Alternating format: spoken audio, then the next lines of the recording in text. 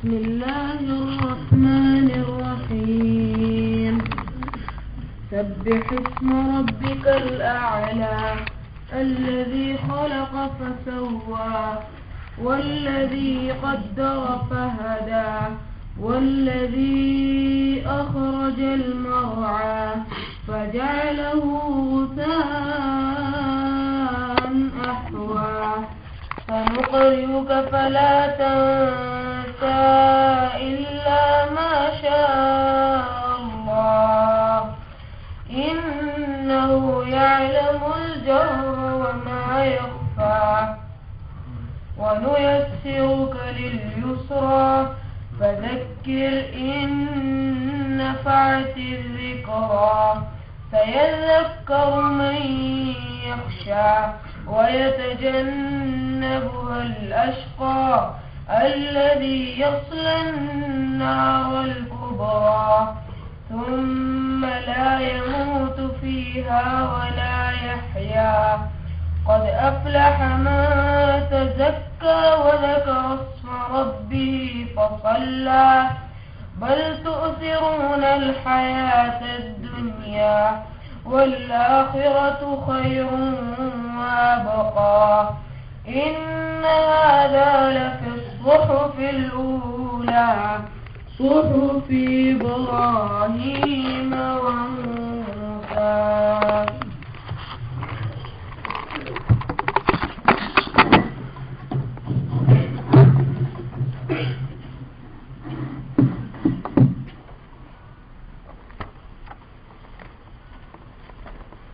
أعوذ بالله من الشيطان الرجيم بسم الله الرحمن الرحیم. سورہ اعلیٰ مکی سورہ ہے اور مکہ کے بالکل ابتدائی دور کی صورت لگتی ہے، جو کہ اس کے مضمون سے معلوم ہوتی ہے. اللہ تعالیٰ نے نبی صلی اللہ علیہ وسلم کو اسی سورہ میں یہ ہدایت فرمائی ہے سنقرئک فلا تنسا، کہ وحی جو ہے اس کو آپ جلدی جلدی یاد کرنے کی کوشش نہ کریں، بلکہ سکون سے حضرت جبرائیل کی وحی کو سنیں اور اس کے بعد سنقرئک ہم تجھے اچھی طرح یہاں قرأ کا معنی پڑھنے کے بجائے یاد کرنا ہے. ہم تجھے یاد کرا دیں گے، تمہارے دل میں محفوظ کر دیں گے اور تم اس کو بھولو گے نہیں.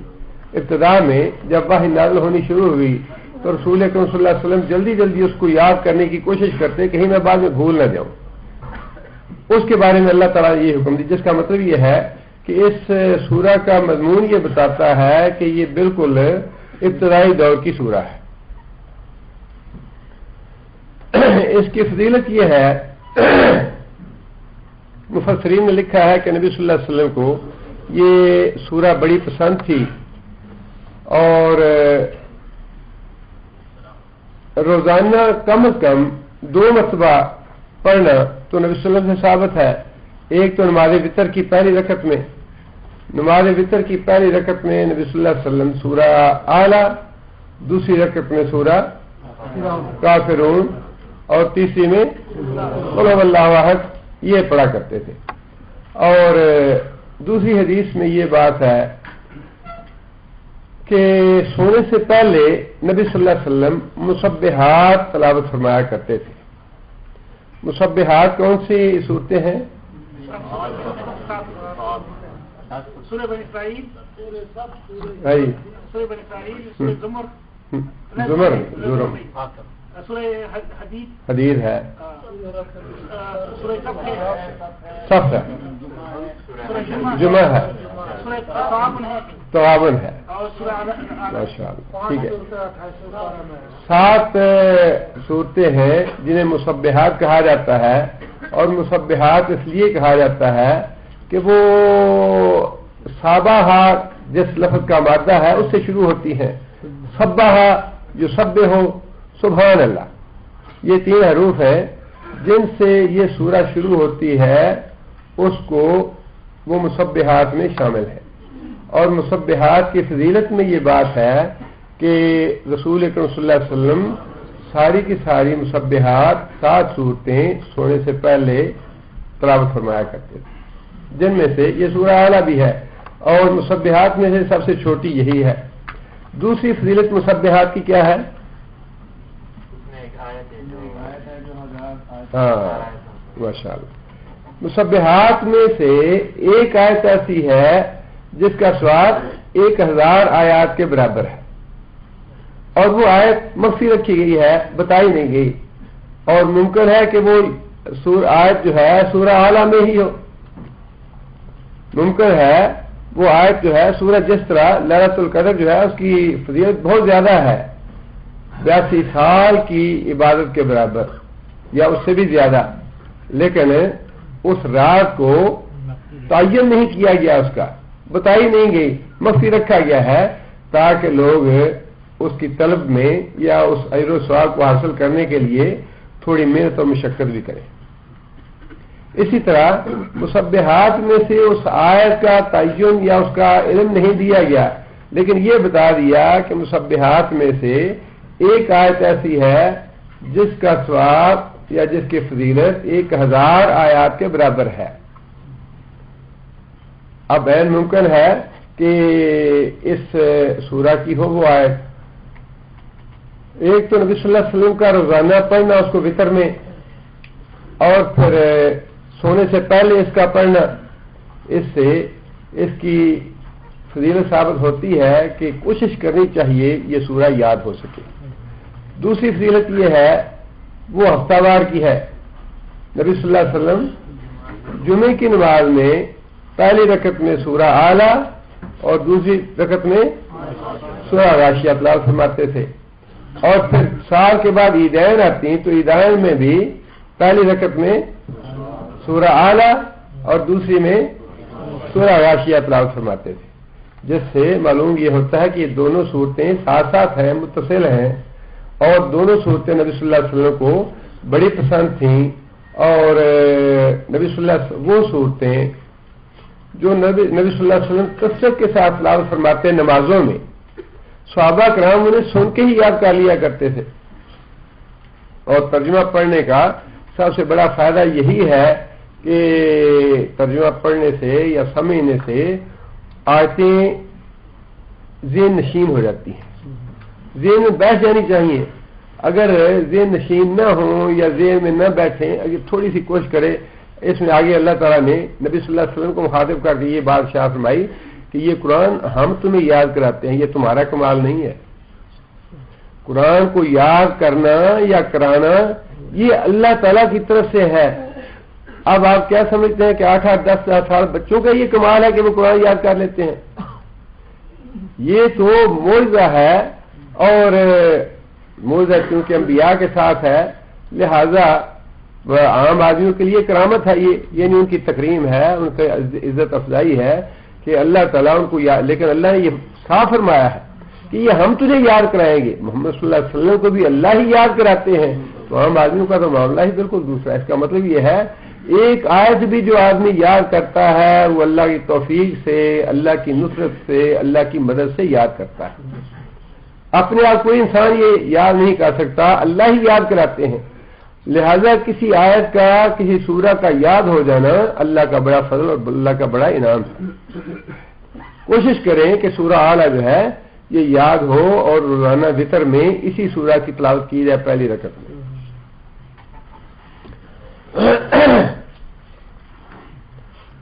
سبح اسم ربک الاعلیٰ، سبح کون سا فعل ہے؟ یہ امر کا ہے، اور صیغہ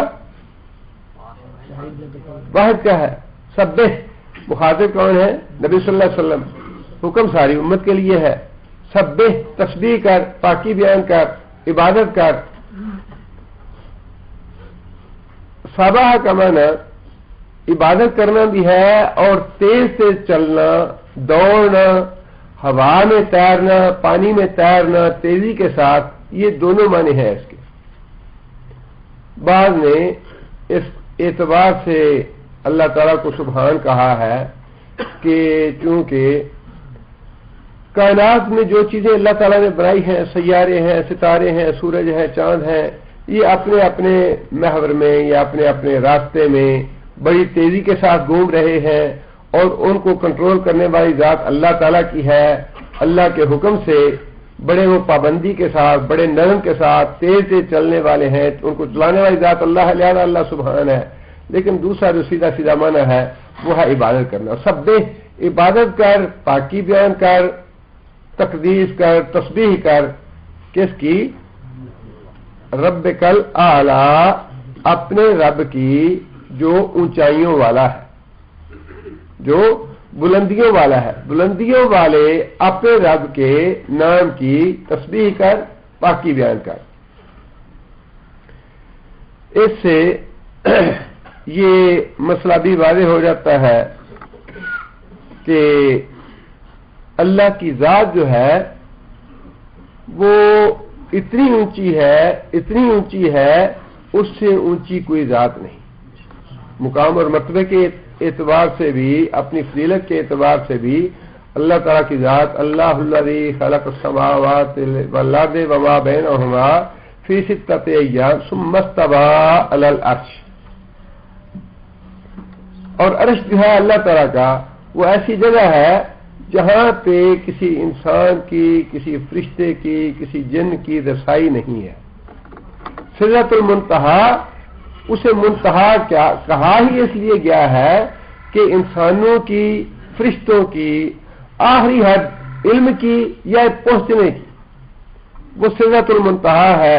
بیری کا وہ درخت جس سے آگے پھر اللہ تعالیٰ کا عرش ہے، اس بیری سے آگے نہ کوئی فرشتہ جا سکتا ہے، نہ رسول اکرم صلی اللہ علیہ وسلم گئے ہیں، نہ ہی کوئی دوسرا نبی گیا ہے، نہ ہی کسی کی وہاں تک پہنچ ہے. اس کے اوپر پھر اللہ تعالیٰ کی ذات ہے. انت الاول، تو سب سے پہلے ہے. فلیس قبلک شیء، اتنے پہلے کہ تو اس سے پہلے کوئی دوسری چیز نہیں. وانت الآخر فلیس بعدک شیء، اور سب سے آخر تیری ذات ہے، اتنی آخر کہ تیرے بعد کوئی چیز نہیں. وانت الظاہر فلیس فوقک شیء، اور تیری ذات اپنی قدرتوں سے ظاہر ہے. فلیس فوقک شیء، اور تو اس سے اوپر، تو اس سے اونچا، تو اس سے بلندی، تیرے اوپر بلندی پہ کوئی چیز نہیں ہے. سب سے زیادہ اونچا، سب سے زیادہ بلند، سب سے زیادہ اعلیٰ اللہ کی ذات ہے. جس کا مطلب یہ ہے اللہ تعالیٰ کی ذات ہر جگہ نہیں ہے. اللہ تعالیٰ کی ذات ہر جگہ موجود نہیں ہے. اللہ کی ذات جو ہے وہ عرش معلیٰ پہ جلوہ فرما ہے. اللہ تعالیٰ نے پوری کائنات کو اپنے علم کے ساتھ، اپنی قدرت کے ساتھ، اپنے اختیار کے ساتھ گھیرے میں لیا ہوا ہے. اللہ کا علم ہر جگہ پہ ہے، اللہ کی قدرت ہر جگہ پہ ہے، اللہ کی حکومت اور اختیار ہر جگہ پہ ہے، لیکن اللہ تعالیٰ کی ذات جو ہے وہ ہر جگہ نہیں ہے. اللہ کی ذات ثم استوی علی العرش سبح اسم ربک الاعلی. اپنے اس رب کے نام کی تسبیح کرو جو اتنا اونچا ہے، اتنا بلند ہے کہ اس سے بلند اور کوئی چیز نہیں، اس سے اونچی اور کوئی چیز نہیں. سب سے اونچا، سب سے زیادہ اعلیٰ، سب سے زیادہ اوپر، اور عرش کے اوپر مستوی ہونے والی ذات اللہ تعالیٰ کی ہے. سب تسبیح بیان کرو یا پاک رکھو اپنے رب کے نام کو. یہ پاک رکھنا کیسے ہے یا اس سے کیا مراد ہے؟ اس کا ایک مطلب تو یہ ہے کہ اللہ تعالیٰ کے بہترین نام قرآن مجید میں بتا دیے گئے اور رسول اکرم صلی اللہ علیہ وسلم نے بھی احادیث میں گنوا دیے ہیں. للہ الاسماء الحسنى، اللہ تعالیٰ کے بہترین نام ہیں، انہی کے ساتھ ان کو پکارو. جو اللہ نے اور اللہ کے رسول نے نام اللہ تعالیٰ کے بتائے ہیں انہی ناموں سے ان کو پکارنے کا حکم ہے. اس کے علاوہ دوسرے نام اللہ کے لیے استعمال نہیں کرنے چاہیے. خدا کا نام اللہ کے لیے استعمال نہیں کرنا چاہیے، اس لیے کہ خدا کا نام نہ اللہ نے بتایا ہے نہ رسول نے بتایا ہے. ویسے بھی اس کا فارسی کا لفظ ہے وہ، اور اس کا ترجمہ جو ہے وہ گاڈ کیا جاتا ہے. اور اللہ کی ذات، یہ وہ الفاظ ہیں جو ہمیں اہل ایمان کو استعمال نہیں کرنے چاہیے. کافروں کا معاملہ الگ ہے، لیکن جو اللہ تعالیٰ نے اسماء الحسنی بتائے ہیں ان سے اللہ کو پکارنا چاہیے، جو قرآن میں آ گیا، جو حدیث میں آ گیا. دوسری بات یہ کہ جو اللہ تعالیٰ کے لیے نام ہے، خاص صفاتی نام ہے یا اللہ کا ذاتی نام ہے، اس کو بعین ہی بندوں کے لیے استعمال نہیں کرنا چاہیے، اس میں احتیاط کرنی چاہیے. اگر عبد الرزاق ہے کسی کا نام تو اس کو رزاق نہیں کہنا چاہیے. عبد الرحمن ہے اس کو رحمان نہیں کہنا چاہیے، اس لیے کہ وہ لفظ جو ہے خاص ہے اللہ تعالیٰ کی ذات کے لیے، لہذا اس سے بھی گریز کرنا چاہیے. دوسری اللہ تعالیٰ کے نام کو پاک رکھنے کی صورت یہ ہے، اللہ تعالیٰ کی جو صفات ہے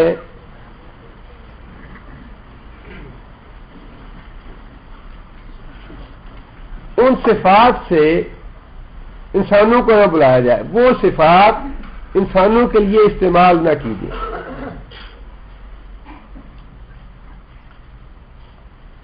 وہاب کا معنی قرآن مجید میں ہر مترجم نے کیا کیا ہے؟ دینے والا، داتا. داتا کا معنی بھی دینے والا ہے. اب یہ وہاب اللہ تعالیٰ کا صفاتی نام ہے کہ دینے والی ذات اللہ ہے، داتا اللہ ہے. اب اس کا اردو میں ترجمہ کریں، فارسی میں کریں، انگریزی میں کریں، وہ ظاہر انگریزی کا لفظ ہوگا یا اردو کا ہوگا یا فارسی کا ہوگا، بالضبط عربی تو نہیں استعمال ہوگی. لیکن جو اس صفاتی نام کا اردو میں ترجمہ بنتا ہے یا انگریزی میں بنتا ہے یا فارسی میں بنتا ہے، وہ صفاتی نام بندے کے لیے استعمال نہ کیا جائے. سبح، پاک رکھو اپنے رب کے نام کو. اللہ کے نام کی، اللہ کی ذات کی یہ توہین ہے، گستاخی ہے کہ اللہ کی صفات جو ہے وہ دوسروں کے ساتھ منسوب کی جائے. اس میں اللہ کی توہین اور گستاخی ہے. صرف اللہ کی ہے داتا یا وہاب. اب یہی لفظ آپ کسی انسان کے لیے استعمال کریں گے تو اس میں اللہ کی گستاخی اور توہین. غوث کا معنی ہے فریاد سننے والا، فریاد رس. اب یہ صرف اللہ کی ہے کہ اللہ تعالیٰ سمیع ہے، اللہ تعالیٰ دعائیں سننے والا ہے. جواب دے امی یجیب المضطر، جب بے چین آدمی، پریشان آدمی پکارتا ہے تو جواب دینے والا کون ہے؟ اللہ ہے. فریاد رس جو ہے وہ اللہ کی ذات ہے. اب اسی صفت کو اگر آپ کسی آدمی کے لیے استعمال کریں گے تو وہ اللہ کی توہین ہے، اللہ کی گستاخی ہے. کسی بندے کے لیے وہ استعمال نہیں ہونا چاہیے. اسی طرح مشکل کشا اور حاجت روا یہ الفاظ ہمارے اردو کے ہیں، لیکن انہی کے مقابلے میں قرآن مجید میں الفاظ عربی کے استعمال ہوئے ہیں. اب وہ اللہ کی صفات ہیں، لہذا اللہ کی صفات والے الفاظ اردو کے ہوں یا فارسی کے ہوں یا انگریزی کے ہوں، انہیں کسی دوسرے بندے کے لیے استعمال کرنا وہ اللہ تعالیٰ کی توہین اور گستاخی ہے، اور ان سے اللہ کے ناموں کو پاک رکھنے کا حکم ہے. اللہ کے نام کو پاک رکھنے کی یہ بھی صورت ہے کہ کسی گندی اور غلیظ جگہ پہ اللہ کا نام نہ لیا جائے. مثلا بیت الخلا ہے، بیت الخلا میں جانے کے بعد، داخل ہونے کے بعد اللہ کا نام اللہم انی اعوذ بک من الخبث والخبائث سے یہ پڑھنے کے بعد اندر داخل ہونا چاہیے. اندر داخل ہو کے نہیں پڑھنی چاہیے، یا پھر بعض علماء نے لکھا ہے کہ دل میں پڑھا جائے اس کو. لیکن اس کی بہتر صورت جو ہے، اللہ کی عظمت جو ہے وہ اتنی زیادہ ہونی چاہیے دل میں، اتنی زیادہ ہونی چاہیے دل میں کہ انسان کو کوئی رخصت لینے کی گنجائش ہی نہ ہو اس میں. اسی طرح اگر کہیں آپ یہ محسوس کریں کہ اللہ کا نام کسی کے سامنے لیا جائے، کافر کے سامنے، مشرک کے سامنے، اللہ تعالیٰ معاف کرے، کافر اور مشرک تو بڑی دور کی بات ہے. بعض اوقات مسلمان جو ہیں وہ بھی اتنی بے احتیاطی کرتے ہیں اور اتنے غافل ہو جاتے ہیں یا اتنی گمراہی کی بات کہہ دیتے ہیں. ہمارے دوست ہے کہ انہوں نے کہا کہ میں نے ایک آدمی سے کہا اتق اللہ، اللہ سے ڈر. کہتا ہے رو انت و ربک. اب یہ چیز جو ہے، پہلی بات تو یہ ہے کہ پتہ بعض کا تو علم نہیں ہوتا کہ اس آدمی کا دماغ کیسا ہے، کوئی پاگل ہے، کوئی اللہ کی عزت اور احترام کرنے والا ہے یا نہیں ہے، پتہ نہیں ہوتا. ایسی صورت تو بہرحال الگ ہے. لیکن اگر یہ معلوم ہو کہ کافر ہے، مشرک ہے، یا اللہ کا نام سننا یہ گوارا نہیں کرتا، تو اس کے سامنے اللہ کا نام نہیں لینا چاہیے. اور اس میں اتنی احتیاط علماء کرتے تھے کہ امام مالک رحمۃ اللہ علیہ کے بارے میں یہ بات آتی ہے کہ کوئی فقیر اگر آتا، ان کے پاس اگر دینے کے لیے کچھ نہ ہوتا، تو عام طور پہ کوئی ایسے الفاظ کہہ دیے جاتے ہیں، اچھا بھی اللہ دے گا، اللہ دینے والا ہے، کوئی ایسے. لیکن امام صاحب ایسا لفظ بھی استعمال نہیں کرتے تھے جس میں اللہ کا لفظ آ جائے. ویسے معذرت کر لیتے، لیکن اللہ کا نام اس لیے نہ لیتے. ان کا کہنا یہ تھا کہ جب میں اس کو جواب دوں گا، خالی ہاتھ اس کو لوٹاؤں گا، تو اس کو ناگوار تو گزرنا ہے کہ مجھے کچھ نہیں دیا. اس ناگواری کی حالت میں بھی میں اس کے سامنے اللہ کا نام نہیں لینا چاہتا. اس حد تک اطاعت کرنی چاہیے کہ اللہ کے نام کو اس کی اتنی عظمت ہو، اس کے دل میں ہونا چاہیے، اتنا احترام ہونا چاہیے کہ کسی نہ تو غلیظ جگہ پہ اس کا نام لینا چاہیے، نہ غلیظ بندوں کے سامنے اس کا نام لینا چاہیے. جو اللہ کا نام سن کے آگے سے کوئی ناگواری کے کلمات کہیں، یا اپنے ماتھے پہ تیوڑی چڑھائیں، یا کوئی ایسی بات کہہ دیں جو اللہ کی شان میں گستاخی کی بات. اور یہ بھی اللہ تعالیٰ کے نام کو پاک رکھنے کی اور صورت ہے کہ انسان انتہائی ادب اور احترام کے ساتھ ماذ اللہ نہ کہے. اللہ سبحانہ و تعالی، اللہ جل جلالہ، اللہ ذل جلال والاکرام، ایسے الفاظ جو ہیں اللہ کی عظمت والے، اللہ کی تکریم والے، اللہ کی جلال والے، وہ الفاظ استعمال کیے جائیں. محض اللہ کا لفظ جو ہے وہ استعمال نہ کیا جائے. فرمایا کہ اللہ کے نام کو، اپنے رب کے نام کو پاک رکھو. الذی خلقک فسوا، وہ اللہ جس نے پیدا کیا کائنات کی ہر چیز کو. کائنات کی ہر چیز کو پیدا کرنے والی ذات اللہ کی ہے. خواہ وہ زمین سے پیدا ہوتی ہے، آسمان سے نازل ہوتی ہے، درختوں پہ لگتی ہے، غلہ ہے یا سبزیاں ہیں، جو کچھ بھی ہے اللہ ہی پیدا کرنے والی ہے. انسانوں کو بھی، جنات کو بھی، چرندوں کو، پرندوں کو، درندوں کو. ہم سائنس کے باتیں پڑھ کے تو بڑا تعجب کرتے ہیں، لیکن اللہ تعالیٰ کی تخلیق پہ ہم غور نہیں کرتے. اور اللہ تعالیٰ نے باقی چیزوں کی تخلیق کا اتنا ذکر نہیں فرمایا قرآن مجید میں جتنا ذکر اللہ تعالیٰ نے خود انسان کی تخلیق کا فرمایا. انسان کو اللہ تعالیٰ نے کن مراحل سے گزار کے پیدا کیا. حقیر گندے پانی سے ابتدا کی اس کی، پھر اس کا لوٹھا بنایا، گوشت کی بوٹی بنائی، ہڈی بنائی، ہڈی کے اوپر گوشت چڑھایا، گوشت چڑھانے کے بعد اس کی شکل بنائی، شکل بنانے کے بعد اس کو اللہ تعالیٰ نے اس دنیا میں لے آئے. پھر لانے کے بعد بھی اور اس کے سارے مراحل ہیں. اب وہ ساری چیزیں جو ہے اللہ تعالیٰ یہ بتا رہے ہیں کہ ساری چیزوں کو پیدا کرنے والی ذات اللہ تعالیٰ کی ہے. اللہ تعالیٰ کے علاوہ تمہارا کوئی خالق نہیں ہے، تمہارا کوئی رازق نہیں ہے، کوئی مالک نہیں ہے. یہ ساری صفات اللہ تعالیٰ کی ہیں. اور پھر اس کی دوسری صفت، یہ پہلی 5 آیتیں اللہ تعالیٰ کی توحید کے بارے میں ہے. اس سورہ کا مضمون جو ہے وہ 3 مختلف مضامین ہیں. اس میں پہلی 5 آیتیں اللہ تعالیٰ کی توحید کے بارے میں ہیں. اگلی چند آیات رسول اکرم صلی اللہ علیہ وسلم کو بعض نصیحتیں اور ہدایات کی گئی ہیں. اور آخری حصہ جو ہے وہ آخرت کے ثبوت پہ اور آخرت کے واقعات پہ مشتمل ہے. یہ پہلی 5 آیتیں توحید سے متعلق ہیں. اگلی بات اللہ تعالیٰ نے یہ ارشاد فرمائی کہ فسوا، پھر جو بھی چیز اللہ نے بنائی اللہ تعالیٰ نے اس کو مساوی کیا، برابر کیا، متناسب کیا ہر چیز کو. اگر ہاتھی بنایا ہے تو ہاتھی کے جسم کے اعتبار سے اس کی ٹانگیں، اس کی سونڈ، اس کی باڈی، جو کچھ بھی تھا وہ متناسب بنایا ہے. جتنی اس کی ضرورت تھی، جتنا اس کے ضروریات اور اس کی تخلیق اور اس کے کام کے متعلق جتنی چیزیں مناسب تھیں وہ اللہ نے اس کو دیں. پرندے کے لیے جو چیزیں مناسب تھیں، جتنی مناسب تھیں، جیسی مناسب تھی وہ دیں.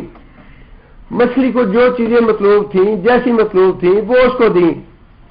اسی طرح انسان کو بھی اللہ تعالیٰ نے ایسا متناسب و آسن تقویم بنایا ہے کہ اللہ تعالیٰ نے جو بھی چیزیں دی ہیں اس کی ساری ضروریات پوری کرنے والی اور اس کو انتہائی خوبصورت بنانے والی ہے. مگر آپ ایک جو ایڑی کی ہڈی ہے ان پہ دیکھیں، یا یہ جو 5 انگلیاں ہیں، ایسی اللہ تعالیٰ کی یہ قدرت ہے، ایسا اللہ کا انعام ہے، ایسی اللہ تعالیٰ نے انسان کو چیز دی ہے. دائیں کرنا چاہیں، بائیں کرنا چاہیں، اس کو پریس کرنا چاہیں، طے کرنا چاہیں، کھولنا چاہیں. 6 ہوتی تو یہ صورت نہ ہوتی، 4 ہوتی تو یہ صورت نہ ہوتی. ہر چیز اللہ تعالیٰ نے متناسب بنائی ہے اور پھر جتنی لمبی ہونی چاہیے تھی اتنی لمبی بنائی ہے. اگر یہ انگلیاں 1 فٹ کی ہوتی تو جو یہ کام کرتی ہیں 1 فٹ کی انگلیاں کام نہ کر سکتی اور بھدی لگتی. جتنے کان بنانے چاہیے تھے، ہونے چاہیے تھے، خوبصورت لگنے والے، اتنے ہی کان بنائے. معمولی سی کسی انسان کی آنکھ تھوڑی سی معمول سے بڑی ہو تو انسان فوراً چوکنا ہو جاتا ہے، خوف زدہ ہو جاتا ہے. کسی کا سر معمول سے تھوڑا سا بھی بڑا ہو فوراً توجہ اس طرف ہو جاتی ہے. پیٹ ذرا بڑا ہو یا اسی طوالت میں، اسی قدامت میں انسان کا جسم تھوڑا بھاری اور موٹا ہو جائے، وزن زیادہ ہو جائے، اللہ تعالیٰ نے کسی بھی چیز کو، جو بھی چیز اللہ نے تخلیق کی ہے، آسمان سے لے کر زمین تک اور زمین و آسمان کے درمیان جو بھی جاندار ہیں یا بے جان چیزیں ہیں، جتنی بھی بنائی ہیں، اللہ نے فرمایا کہ ساری چیزوں کو سوا اس نے متناسب بنایا ہے، برابر سرابر کر کے بنایا ہے. بے ڈھبا اور بے ڈھنگا نہیں بنایا، خوبصورت بنایا ہے. آگے پھر اللہ فرماتے ہیں والذی قدرا، اور پھر اس نے جو بھی چیز بنائی، جس چیز کو اللہ نے برابر کیا، قدرا اس کے ساتھ تقدیر بنائی. اگر درخت پہ ایک پتا بھی اللہ نے لگایا ہے، اس کی تخلیق کی ہے، اس کی تقدیر بھی اللہ نے بنائی. اس پتے نے کون سے درخت پہ، کون سی شاخ پہ، کہاں اس نے جگہ لینی ہے، کہاں اس نے فٹ ہونا ہے، کتنے دن اور کتنے گھنٹے اور کتنے منٹ اس کی زندگی ہے، کتنے وقت کے بعد اس نے خشک ہونا ہے، کتنے وقت کے بعد اس نے اپنے دہن سے ٹوٹنا ہے اور کتنے وقت کے بعد اسے ختم ہونا ہے. ایک پتے سے لے کر زمین تک، آسمان تک، انسان، جنات، جاندار جتنے بھی ہیں، چرندے ہیں، پرندے ہیں، حتیٰ کہ ایک ریت کا ذرہ جو ہے، مٹی کا ذرہ جو ہے، اس کو بھی اللہ نے فرمایا قدرا، اللہ نے اس کی تقدیر بنائی. اور تقدیر پہ ایمان لانا واجب ہے. جو ایمان کے واجبات ہیں ان میں شامل ہے. جو انسان تقدیر پہ ایمان نہیں لاتا وہ دائرہ اسلام سے خارج ہے. آمنت باللہ و ملائکتہ و کتبہ و رسلہ والقدر خیرہ و شرہ. تقدیر اچھی ہے یا بری، اس پہ بھی ایمان لانا ہے. نبی صلی اللہ علیہ وسلم نے فرمایا کہ اللہ تعالیٰ نے جب 40 یا 45 دن کا بچہ ہو جاتا ہے ماں کے پیٹ میں، اس وقت فرشتہ 4 چیزیں انسان کے بارے میں پوچھتا ہے کہ یا اللہ یہ مذکر ہے یا مؤنث، اس کی عمر کتنی ہے، اس کی روزی کتنی ہے، اور یہ جنتی ہے یا جہنمی ہے. یہ ساری چیزیں 4 چیزیں واضح طور پہ نبی صلی اللہ علیہ وسلم نے فرمایا کہ انسان کی تقدیر کے بارے میں لکھ دی جاتی ہے. اور نبی صلی اللہ علیہ وسلم نے بعض احادیث بتائی ہے، بعض نبی صلی اللہ علیہ وسلم کے ارشادات ایسے ہیں، خاص طور پہ صلہ رحمی کے بارے میں فرمایا کہ صلہ رحمی جو کرتا ہے اس کے رزق میں اور اس کی عمر میں اضافہ ہو جاتا ہے، اور وہ بھی تقدیر میں لکھا ہوتا ہے کہ یہ آدمی صلہ رحمی کرے گا اور اس کے نتیجے میں اس کی اتنی عمر بڑھا دی جائے گی، 50 سال سے 55 یا 60 سال کر دی جائے گی۔ صلہ رحمی کے نتیجے میں اس کے مقدر میں روزی اتنی لکھی تھی، لیکن اس کی صلہ رحمی کے نتیجے میں اس کی روزی اتنی بڑھا دی جائے گی، وہ بھی اس کی تقدیر میں لکھا۔ لہذا فرمایا کہ اللہ تعالیٰ نے جو بھی چیز پیدا کی ہے، انسان کو اللہ نے پیدا کیا، متناسب بنایا، اس کے بعد یہ 4 چیزیں اس کی ماں کے پیٹ میں لکھ دیں۔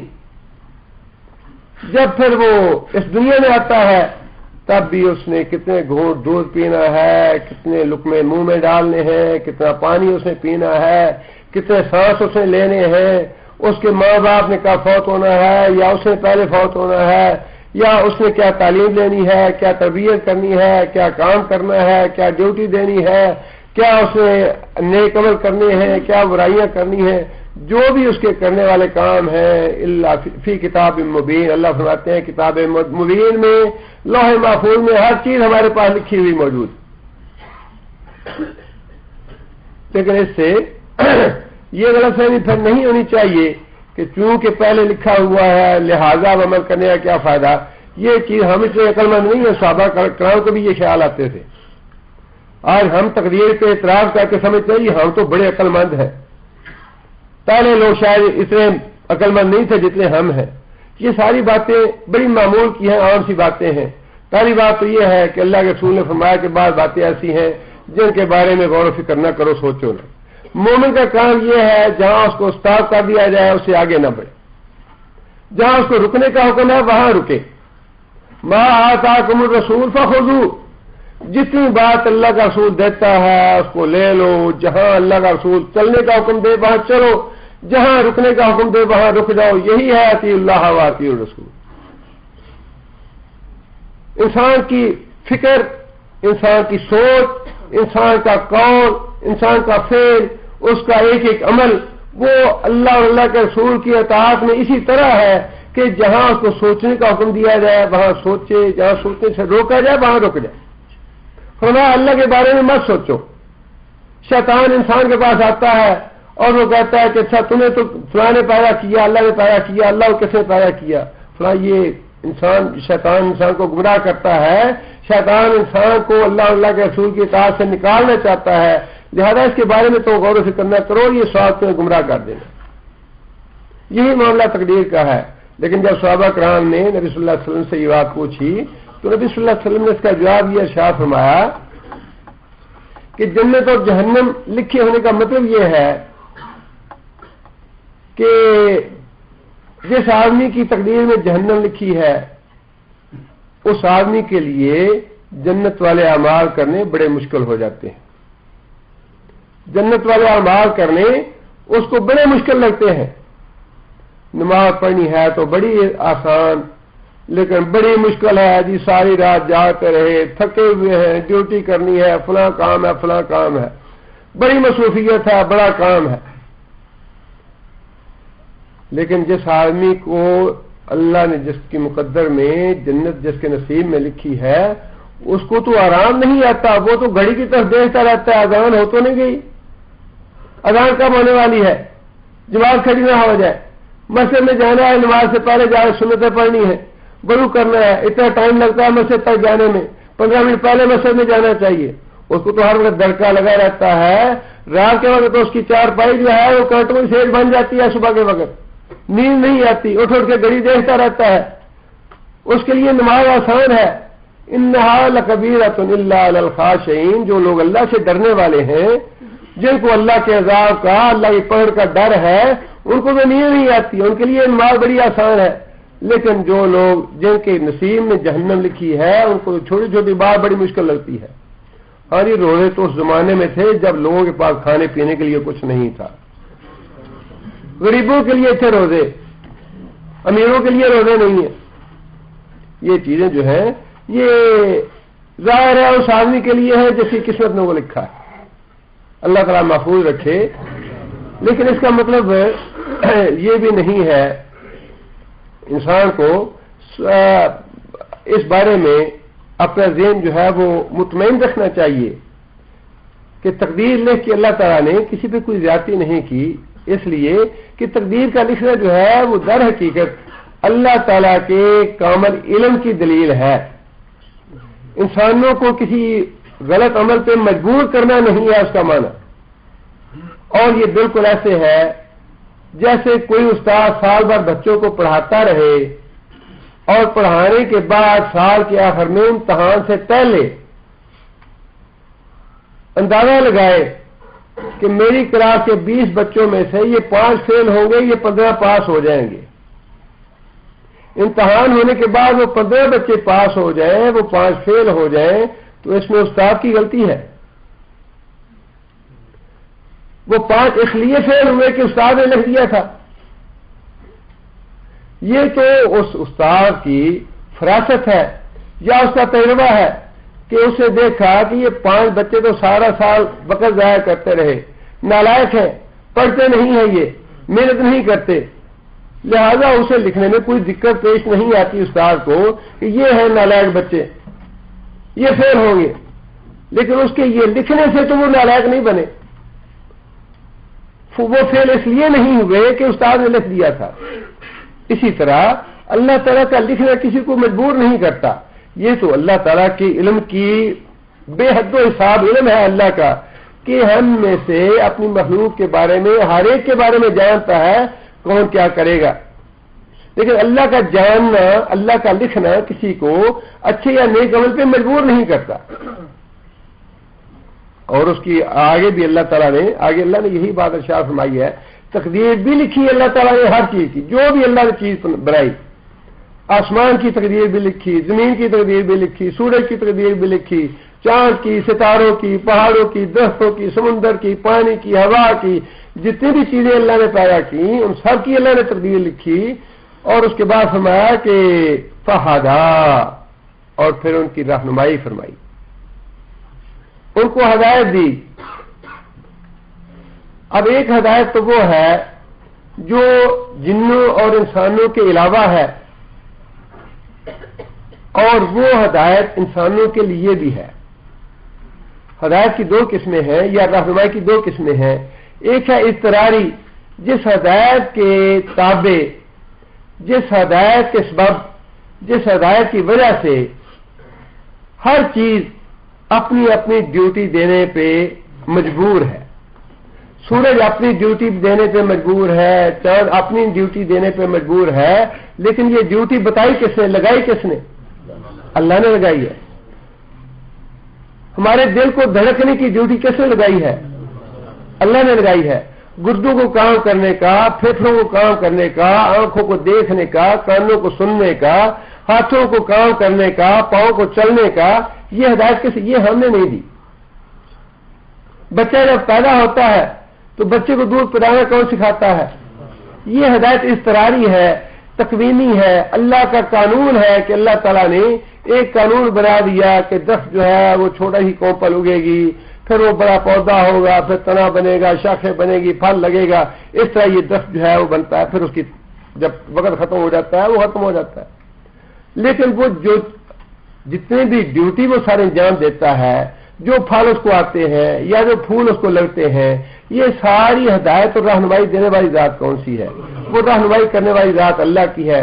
مچھلی کو تیرنا کس نے سکھایا ہے؟ پرندے کو اڑنا کس نے سکھایا ہے؟ شہد کی مکھی کو شہد بنانی کس نے سکھائی ہے؟ یہ ہدایت ہے اضطراری ہدایت، اللہ کے قانون کی ہدایت.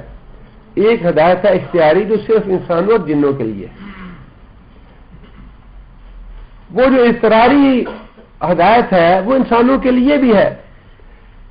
مثال کے طور پہ ہدایت یہی ہے یا طریقہ قانون اللہ کا یہی ہے کہ بچہ ماں کے پیٹ سے پیدا ہوگا، 1 سال، پھر 2 سال، پھر 3 سال، جوانی، نوجوانی، پھر انسان نکاح کرتا ہے، شادی ہوتی ہے، اولاد ہوتی ہے، بڑھاپا آتا ہے، پھر انسان کہولت کا زمانہ آتا ہے، انسان کی موت آ جاتی ہے. اب یہ قانون ایسا ہے، یہ ہدایت اور رہنمائی اللہ کی ایسی ہے کہ انسان یہ کہے جی بوڑھا ہو کے اب میں جوان ہو جاؤں، یہ اللہ کا قانون نہیں ہے. وہ جو اضطراری قانون ہے انسان کو اسی کے تابع رہ کے زندگی بسر کرنی پڑے گی.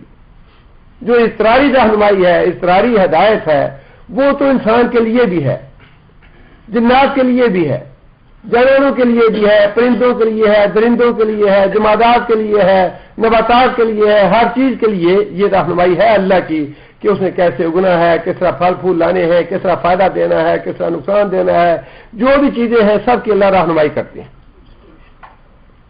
اختیاری ہدایت یہ ہے کہ اللہ تعالیٰ نے ہدایت کے اسباب دے دیے انسان کو، ہدایت کے جنات کو اور انسانوں کو اسباب دے دیے. اس میں انسان کی عقل ہے، دل ہے، دماغ ہے، آنکھیں ہیں، کانے ہیں، یہ تو انسان کی ذات سے متعلق ہو گیا. اور انسان کی ذات سے باہر اللہ تعالیٰ نے وحی نازل فرمائی، انبیاء بھیجے اور کتابیں بھیجیں. جب سلسلہ انبیاء کا ختم ہو گیا تو اللہ تعالیٰ نے اپنی توفیق سے، اپنے فضل سے انہی میں سے بعض علماء فضلاء جو تھے ان کو ہدایت کا ذریعہ بنا دیا. اب یہ اختیاری جو ہدایت ہے اس کے اسباب اور وسائل بھی اللہ تعالیٰ نے پیدا فرما دیے، لیکن اس کے معاملے میں انسان کو اختیار دے دیا کہ تم چاہو تو یہ راستہ اختیار کرو، چاہو تو یہ راستہ اختیار کرو. انا ہدیناہ السبیل، ہم نے اس کو راستے دکھا دیے، اما شاکرا اما کفورا. اب چاہے تو انسان اللہ کی اطاعت کا راستہ اختیار کرے، اللہ کے شکر کا راستہ اختیار کرے، اللہ کو راضی کرنے کا راستہ اختیار کرے، چاہے تو اللہ کی نافرمانی کا، اللہ کو ناراض کرنے کا راستہ اختیار کرے. اما شاکرا و اما کفورا. ہدیناہ النجدین، ہم نے دو راستوں کی طرف اس کی رہنمائی کر دی. یہ راستہ گمراہی کا ہے، یہ ہدایت کا ہے، یہ جنت کا ہے، یہ جہنم کا ہے. بار بار قرآن بھی کی آیتیں جنت کے بارے میں بھی، جہنم کے بارے میں بھی، اور جہنم میں لے جانے والے اعمال بھی بتا دیے، جنت میں لے جانے والے اعمال بھی بتا دیے. یہ ہے اختیاری ہدایت. اضطراری ہدایت وہ اللہ تعالیٰ کے قوانین ہیں جس کے تابع دنیا کی ہر چیز ہے، انسان بھی، جنات بھی، اور باقی نباتات بھی، اور جمادات بھی، اور بے جان چیزیں بھی، جاندار بھی، ساری کی ساری. وہ ہے اضطراری ہدایت اور یہ ہے اختیاری ہدایت. دونوں اللہ نے فرمایا کہ جہاں جس کو اضطراری ہدایت چاہیے تھی، جتنی اضطراری چاہیے تھی وہ میں نے اضطراری رہنمائی بھی کر دی، اور پھر انسان کی اختیاری ہدایت جو تھی وہ بھی اس کو دے دی. قدر فہدا، تقدیر بنائی اور اس کی رہنمائی کی. آگے اللہ فرماتے ہیں والذی، اور وہ بھی اللہ ہی کی ذات ہے، اخرج المرعى. مرعى ویسے تو جانوروں کا جو چارہ ہے اسے کہا جاتا ہے، لیکن مراد ہے یہاں پہ ہر طرح کی نباتات. زمین سے ہر طرح کی نباتات، ہر طرح کی سبزہ اللہ نے ہی نکالا. فجعلہ غثاء احوا، اور پھر اس کے بعد کیا کیا؟ اللہ تعالیٰ نے اس کو غثاء کہتے ہیں کوڑا کرکٹ بنانے کو. اللہ تعالیٰ نے اس سرسبز نباتات کو کوڑے کرکٹ میں بدل دیا، اور پھر فرمایا کہ احوا، جب وہ چیز بالکل ڈیڈ ہو جاتی ہے، سبزہ جو ہے وہ خشک ہو جاتا ہے تو سیاہ رنگ کا ہو جاتا ہے. اسی سبزے کو کوڑا کرکٹ بنانے کے بعد ہم نے سیاہ بنا دیا، اس کی موت آ گئی، جس کا مطلب یہ ہے کہ اللہ زندگی بھی دیتا ہے، موت بھی دیتا ہے. مثال اللہ نے نباتات کی دی ہے کہ نباتات نکالتا بھی اللہ ہے اور اس نباتات کا خاتمہ بھی اللہ ہی کرتا ہے، جس کا مطلب یہ ہے بہار بھی اللہ کے ہاتھ میں ہے، خزاں بھی اللہ کے ہاتھ میں ہے، رنج بھی اللہ کے ہاتھ میں ہے، خوشی بھی اللہ کے ہاتھ میں ہے، دکھ بھی اللہ کے ہاتھ میں ہے، سکھ بھی اللہ کے ہاتھ میں ہے. وہی ذات ہے جس نے نباتات کو اگایا اور پھر اس کو کوڑا کرکٹ بنایا اور پھر اس کو سیاہ رنگ کا بنا دیا. اور یہ مثال اللہ تعالیٰ نے انسان کی زندگی کی اور بھی بہت سی جگہوں پہ دی ہے. کا مثل غیث، ایک اور مثال سنو کہ آسمان سے بارش نازل ہوتی ہے، آج اب کفار نبات ہو، اور اس بارش سے نباتات پیدا ہوتی ہے. جب نباتات پیدا ہوتی ہے تو تو کاشتکار کو کسان کو بڑی خوبصورت اور بڑی اچھی لگتی ہے. ثم یہی جو پھر اس پہ بڑی رونق آتی ہے, خوب سرسبز بن جاتی ہے وہ نباتات. فتراہ مصفرن, اور پھر کچھ عرصہ گزرتا ہے تو اس کا رنگ پیلا پڑنا شروع ہو جاتا ہے, بڑھاپا آ جاتا ہے, اس پہ پیدائش ہو گئی, اس پہ جوانی آ گئی, جوانی کے بعد بڑھاپا آ گیا, اور پھر ثم یکون حطاما, پھر اللہ اس کو بس بنا دیتا ہے, ڈیتھ ہو گئی. پیدائش سے لے کر موت تک سارے مرحلے جو ہیں اللہ تعالیٰ نے 2-4 لفظوں میں ایک آیت کے اندر انسان کو بتا دیے کہ اے انسان, تمہاری زندگی کی اصل حقیقت یہ ہے. پودا اگتا ہے, رونق آتی ہے, زرد ہوتا ہے, کٹ جاتا ہے, اس کے بعد ختم. یہ کوئی لمبا عرصہ نہیں ہے, بڑا مختصر سا, بڑا تھوڑا سا عرصہ ہے. انسان کو انسان بن کے رہنا چاہیے. انسان کو سرکش نہیں بننا چاہیے, اللہ کا باغی نہیں بننا چاہیے, اللہ کا ناشکرا نہیں بننا چاہیے. یہ موت تو آئی کی آئی, موت تو سر پہ کھڑی ہے. موت کو اپنے آپ سے دور نہیں سمجھنا چاہیے. اور یہ جو مراحل ہیں یہ بھی اللہ تعالیٰ نے اس لیے بتا دیے کہ وہ آدمی جو اپنی زندگی معمول کے مطابق, قانون کے مطابق پوری کرتا ہے, اور جس کی اس سے پہلے ہی لکھی ہے, بچپن میں موت لکھی ہے, بچپن میں آ جائے گی. جوانی میں لکھی ہے, جوانی میں آ جائے گی. بڑھاپے میں لکھی ہے, بڑھاپے میں آ جائے گی. کہولت لکھی ہے, کہولت میں آ جائے گی. یہ 5 آیتیں اللہ تعالیٰ کی توحید کے بارے میں اللہ نے ارشاد فرمائی. آگے پھر اللہ تعالیٰ نے نبی صلی اللہ علیہ وسلم کو بعض ہدایات دی ہیں رسالت کے بارے میں, جس کے بارے میں سب سے پہلی ہدایت یہ ہے سنقرئک کا فلا تنسا. نقرئک کا نقرئ کون سا فعل ہے؟ مضارع ہے سیغہ جمع متکلم کا. نقرئ ہم پڑھائیں گے. کا سے مراد کون ہے؟ نبی صلی اللہ علیہ وسلم. جب وحی کا سلسلہ شروع ہوا تو ابتدا میں نبی صلی اللہ علیہ وسلم کسی میں یہ بات تھی کہ کہیں کوئی ایسا میں بعد میں لفظ بھول نہ جاؤں, قرآن مجید کا کوئی لفظ چھوٹ نہ جائے, لہذا نبی صلی اللہ علیہ وسلم کوشش فرماتے کہ جلدی جلدی دوہرا کے میں اس کو یاد کر لوں. حالانکہ یہ تو نبی صلی اللہ علیہ وسلم کو بھی معلوم تھا کہ یہ سارا معاملہ جو ہے یہ سارا ایک سلسلہ اللہ تعالیٰ کی طرف سے ہے, لیکن بعض چیزیں انسان کی فطرت میں ہیں, اور بشر ہونے کے ناطے انبیاء بھی بشر ہی ہوتے ہیں.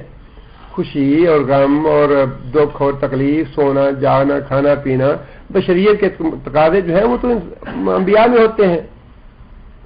قل سبحان ربی اللہ ہل کنت الا بشر رسولا. خامیوں سے, بشری تقاضوں سے پاک ذات تو میرے رب کی ہے. سبحان ربی اللہ, سبحان ربی کہو کہ پاک ذات تو میرے رب کی ہے. ہل کنت الا بشرا رسولا, میں تو بشر بھی ہوں, رسول بھی ہوں, بشری تقاضے ہیں مجھ میں. اسی بشری تقاضے کے تحت نبی صلی اللہ علیہ وسلم نے کوشش یہ کی کہ کہیں ایسا نہ ہو میں کوئی لفظ بھول جاؤں, جلدی جلدی یاد کرنا شروع کر دیا, جلدی اس کو دہرانا شروع کر دیا. اللہ تعالیٰ نے روک دیا اس بات سے, اور نبی صلی اللہ علیہ وسلم کو اس بات کی تسلی دلائی نقرئ ہم یاد دلائیں گے کا تجھ کو یہ قرآن.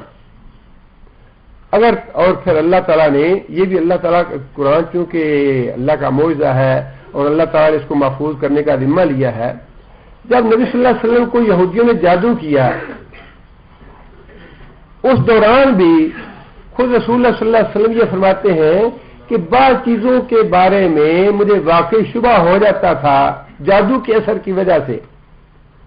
مجھے یوں لگتا کہ میں نے فلاں کام کیا ہے حالانکہ میں نے وہ کام نہیں کیا ہوتا تھا. مجھے یوں لگتا کہ میں فلاں بیوی کے گھر سے ہو آیا ہوں لیکن میں نہیں گیا ہوتا تھا. مجھے یوں لگتا میں نے فلاں آدمی کو آج دیکھا ہے حالانکہ میں نے نہیں دیکھا ہوتا تھا. لیکن نبی صلی اللہ علیہ وسلم فرماتے ہیں کہ ایسا کبھی نہیں ہوا کہ جادو کا اثر جب تھا مجھ میں قرآن مجید کی کوئی آیت بھول رہا. یہ اللہ نے حفاظت کا ذمہ لیا ہے, معجزہ ہے قرآن مجید. اس جادو کے اثر کی وجہ سے دنیاوی معمولات نبی صلی اللہ علیہ وسلم کے متاثر ہوئے, لیکن دینی معمولات میں سے کوئی بھی متاثر نہیں ہوا. بلکہ جادو کے اثر سے پہلے کا واقعہ ہے, نبی صلی اللہ علیہ وسلم نے نماز پڑھائی اور نماز پڑھانے کے بعد حضرت ابی بن کعب رضی اللہ تعالیٰ عنہ نے یہ بات کہی کہ یا رسول اللہ کیا فلاں آیت منسوخ ہو گئی ہے؟ نبی صلی اللہ علیہ وسلم نے پوچھا کون سی؟ فرمایا کہ فلاں آیت آپ نے چھوڑ دی ہے، نہیں پڑھی آپ نے؟ نبی صلی اللہ علیہ وسلم فرمایا کہ نہیں، میں بھول گیا ہوں، آیت منسوخ نہیں ہوئی۔ یہ جادو کے اثر سے پہلے کی بات ہے، جس کا مطلب یہ ہے کہ عام معمول میں نبی صلی اللہ علیہ وسلم بشری تقاضے کے مطابق بھول گئے، لیکن جب جادو کا اثر تھا تو یہ اللہ تعالیٰ کی طرف سے قرآن مجید کی حفاظت کا انتظام تھا کہ جادو کے اثر کی وجہ سے نہ تو نبی صلی اللہ علیہ وسلم کوئی نماز بھولے، نہ نماز کی کوئی رکعت بھولی، نہ ہی نماز میں تلاوت کرتے ہوئے نبی صلی اللہ علیہ وسلم کوئی آیت بھولے۔ اور ابتدا میں بھی اللہ نے یہی تسلی دلائی نبی صلی اللہ علیہ وسلم کو کہ اے محمد صلی اللہ علیہ وسلم اس قرآن کو ہم تجھے یاد دلائیں گے، اس کو یاد کرنا تمہارا کمال نہیں، یہ ہمارا کمال ہے اس کو محفوظ کرانا۔ نبی صلی اللہ علیہ وسلم اللہ کے رسول تھے، انہیں یہ قرآن مجید محفوظ کرانا اور یاد کرانا یہ تو تھا معجزہ، لیکن اس کے بعد جو بچے قرآن مجید یاد کرتے ہیں وہ کون کراتا ہے؟ اگر محمد صلی اللہ علیہ وسلم کو اللہ کراتا ہے تو ان بچوں کو کون کراتا ہے؟ انہیں بھی اللہ کراتا ہے، لیکن یہ معجزہ نہیں، اس کو ہم کرامت کہیں گے۔ یہ معجزہ نہیں ہے، یہ کرامت ہے۔ کرامت کا مطلب ہے کہ اللہ تعالیٰ کے ہاں کسی بندے کی عزت اور تکریم ہونا، اللہ کے ہاں کسی بندے کی عزت اور تکریم ہونا۔ اور قرآن مجید جس کو اللہ یاد کرا دیتے ہیں، دوسرے الفاظ میں اللہ تعالیٰ نے اس آدمی کو بڑی عزت عطا فرما دی، اللہ تعالیٰ نے عام لوگوں کے مقابلے میں اس کو فضیلت اور عظمت عطا فرما دی، اور یہی کرامت ہے۔ اب یہ پہلی ہدایت ہے نبی صلی اللہ علیہ وسلم کے لیے۔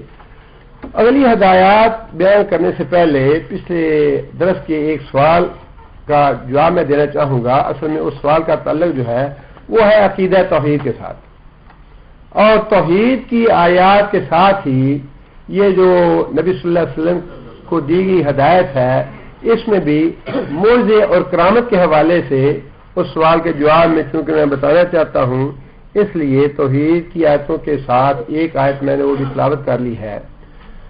سوال یہ ہے، کسی بھائی نے یہ چھپا ہوا پرچہ دیا تھا جس میں یہ لکھا ہے کہ اولیاء کرام کے مزاروں پہ حاضر ہونا اور اس حاضر ہونے کا طریقہ، اس کے بارے میں سوال کیا گیا مجدد دین و ملت حضرت امام احمد رضا خان قادری رحمۃ اللہ علیہ سے، اور انہوں نے اس کا جواب یہ دیا، مزارات شریف پر حاضر ہونے میں پائنتی کی طرف سے جائے، کم از کم 4 ہاتھ کے فاصلے پر مواجہ میں کھڑا ہو اور متوسط آواز بعدد سلام عرض کرے، السلام علیک یا سیدی ورحمۃ اللہ وبرکاتہ، پھر درود غوثیہ 3 بار، الحمد شریف 1 بار، آیت الکرسی 1 بار، سورہ اخلاص 7 بار، درود غوثیہ 7 بار، اور فرصت ملے تو سورہ یاسین اور سورہ ملک بھی پڑھ کر اللہ عز و جل سے دعا کرے کہ الہی اس قرات پر مجھے اتنا ثواب دے جو تیرے کرم کے قابل ہے، نہ اتنا جو میرے عمل کے قابل ہے، اور اسے میری طرف سے اس بندہ مقبول کو نظر پہنچا، پھر اپنا جو مطلب شرعی جائز شرعی ہو اس کے لیے دعا کرے، اور صاحب مزار کو کی روح کو اللہ عز و جل کی بارگاہ میں اپنا وسیلہ قرار دے، پھر اسی طرح سلام کر کے واپس آئے، مزار کو نہ ہاتھ لگائے نہ بوسہ دے، اور طواف بالاتفاق ناجائز اور سجدہ حرام ہے۔ اس میں ابتدا میں جو صاحب ہیں انہوں نے فتویٰ بھی لیا ہے بعض علماء سے، اپنے جو مسلک کے علماء ہیں، اور انہوں نے کچھ اچھی باتیں بھی کہی ہیں۔ اچھی باتیں یہ ہیں کہ جب انسان کسی مزار پہ جائے تو سجدہ یا طواف نہ کرے، اور کسی جگہ آگ جلا کر اس کے سامنے ہاتھ جوڑ کے کھڑا نہ ہو، عورتیں بے پردہ حاضر نہ ہوں، عورتوں کا مردوں سے اختلاط نہ ہو، اور مزار پہ بھنگی اور چرسی ڈیرے نہ ڈالیں، جرائم پیشہ لوگوں کو پناہ نہ دی جائے اور ڈھول اور گانے بجانے کا عمل نہ ہو، فحاشی کا پروگرام نہ ہو اور اس کے علاوہ بھی کوئی غیر شرعی حرکت نہ ہو۔ بہرحال جو چیزیں غیر شرعی ہیں وہ نہ تو قبروں پہ ہونی چاہیے، قبرستان پہ، نہ ہی قبروں سے باہر ہونی چاہیے۔ یہ جو انہوں نے باتیں لکھی ہیں بہرحال ہم اس کو اپریشیٹ کرتے ہیں کہ انہوں نے وہ چیزیں محسوس کر کے تو اس کی نفی کی ہے کہ یہ غیر شرعی امور ہیں، اور یہ غیر شرعی امور نہ ہی اچھی جگہوں پہ ہونے چاہیے اور نہ ہی بری جگہوں پہ ہونی چاہیے۔ یہ چیزیں تو ایسی ہیں جن کو شریعت نے کہیں بھی اجازت نہیں دی۔ اگر مزار یا قبریں آپ متبرک جگہ سمجھ کے یہ باتیں کہتے ہیں تو ٹھیک ہے ایک حد تک، لیکن ان چیزوں کی اجازت تو مزار کے علاوہ بھی کہیں نہیں ہے۔ بے پردگی کی اجازت نہیں ہے، عورتوں کے مخلوط اکٹھے ہونے کی اجازت نہیں ہے، بھنگ اور چرس پینے کی اجازت نہیں ہے، ناچ گانے کی اجازت نہیں ہے، یا جرائم کی اجازت کہیں بھی اجازت نہیں ہے۔ لیکن جو چیز قابل وضاحت ہے وہ یہ ہے کہ ایک تو انہوں نے پاکستان میں ایک جامعہ ہے لاہور میں، جامعہ ابی ہریرہ، اس کے پرنسپل ہیں میاں جمیل صاحب ہیں، انہوں نے ایک تحریک شروع کی ہے جس کا نام تحریک دعوت توحید ہے، اور انہوں نے کچھ لٹریچر وغیرہ اور کچھ چاکیں وغیرہ لاہور میں کر کے بہرحال اپنا نقطہ نظر اپنی فکر جو ہے وہ پیش کیا لوگوں کے سامنے، اور انہوں نے چاکنگ اس طرح کی ہے کہ قبروں کا احترام تو کرنا چاہیے مگر ان سے مانگنا حرام ہے، قبروں کا احترام کرنا چاہیے مگر ان کے وسیلے سے دعا مانگنا حرام ہے۔ اس کی انہوں نے تردید کی ہے کہ قبروں پہ جا کے ان سے مانگنا یہ بھی جائز ہے اور ان سے فیض حاصل کرنا یہ اللہ کا انعام ہے، ان سے فیض حاصل ہونا اللہ کا انعام ہے۔ اس میں پہلی بات تو یہ ہے کہ زیارت کا وہ طریقہ جو احمد رضا خان رحمۃ اللہ علیہ نے بیان فرمایا ہے وہ طریقہ کتاب و سنت سے ثابت نہیں ہے۔ رسول اکرم صلی اللہ علیہ وسلم نے بڑی وضاحت کے ساتھ صحابہ کرام کو زیارت قبور کا طریقہ بھی بتایا، اور خود جب نبی صلی اللہ علیہ وسلم قبور پہ تشریف لے گئے تو خود بھی اتنا ہی عمل کیا جتنا صحابہ کو بتایا تھا۔ فرمایا کہ جب قبرستان میں جاؤ تو یہ دعا پڑھو، السلام علیکم یا اہل القبور من المسلمین والمؤمنین انا انشاء اللہ بکم للاحقون نسأل اللہ لنا ولکم العافیہ۔ تمہارے اوپر اللہ کی سلامتی ہو، ہم بھی انشاءاللہ تمہارے پاس آنے والے ہیں، ہم اپنے لیے اور تمہارے لیے اللہ تعالیٰ سے عافیت طلب کرتے ہیں۔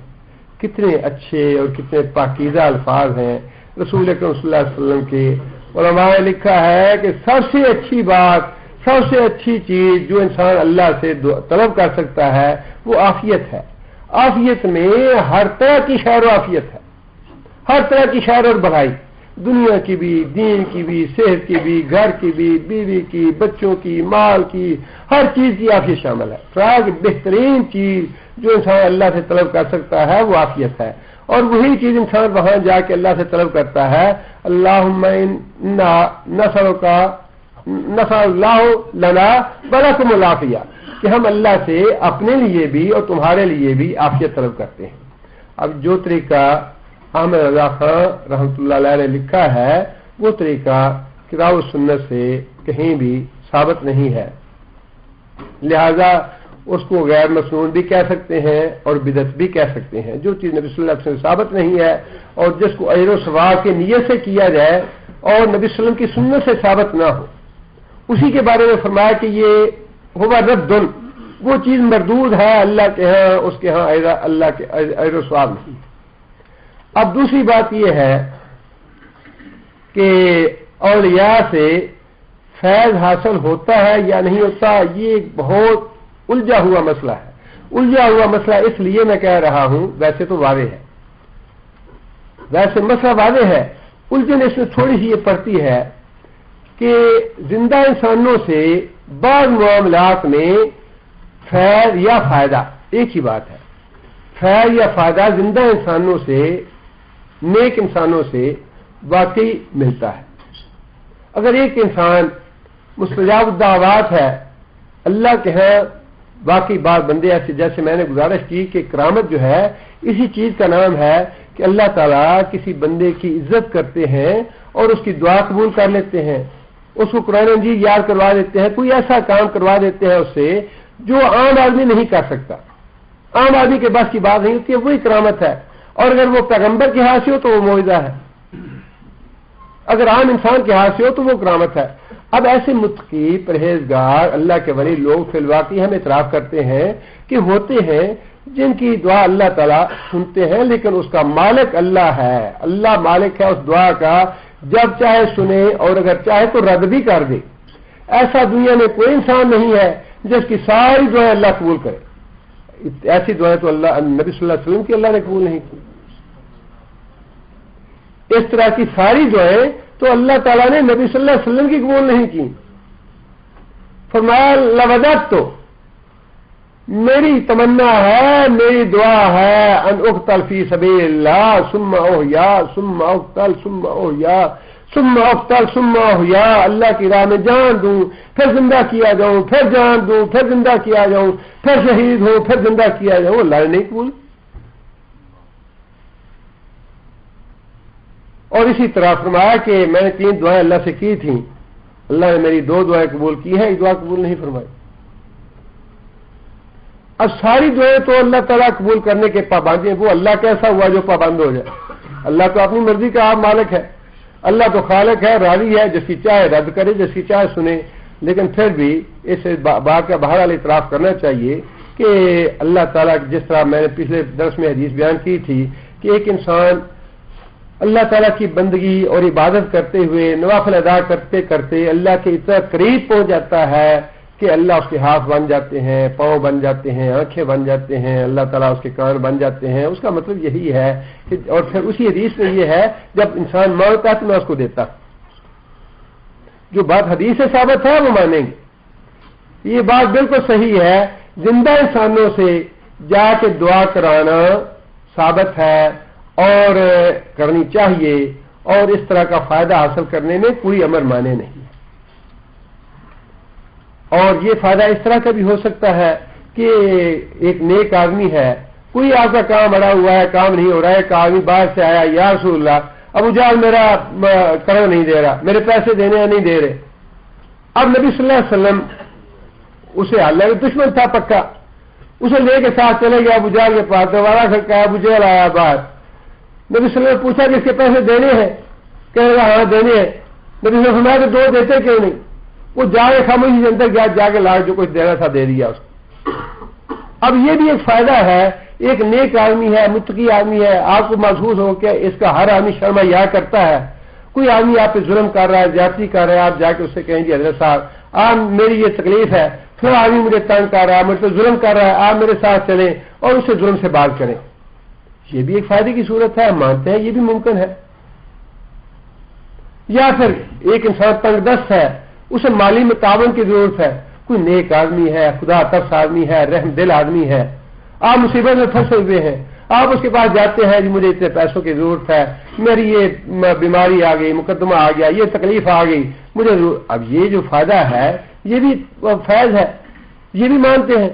یہ جو قسمیں ہیں فیض حاصل کرنے کی، فائدہ حاصل کرنے کی انسان کی زندگی میں، انسان کی حیاتی میں، اس سے تو انکار نہیں ہے۔ کوئی نیک آدمی ہے، اللہ کا ولی ہے، اس سے یہ فیض حاصل کرنے کا اگر موقع ملے، ضرورت پڑے تو حاصل کرنا چاہیے۔ ہم خود بھی جاتے ہیں دعا کروانے کے لیے، کوئی ایسی ضرورت پڑ جائے تو اب مدد کے لیے کہہ سکتے ہیں، لیکن یہ جو مدد ہے یہ ماوراء اسباب نہیں ہے، ماوراء اسباب نہیں ہے، اس کے اسباب موجود ہیں۔ آپ چل کے کسی کے پاس جاتے ہیں، اسے اپنی بات بتاتے ہیں، وہ سنتا ہے، جواب دیتا ہے، سوال کرتا ہے آپ سے، سب کچھ ہوتا ہے، اس فیض سے انکار نہیں ہے۔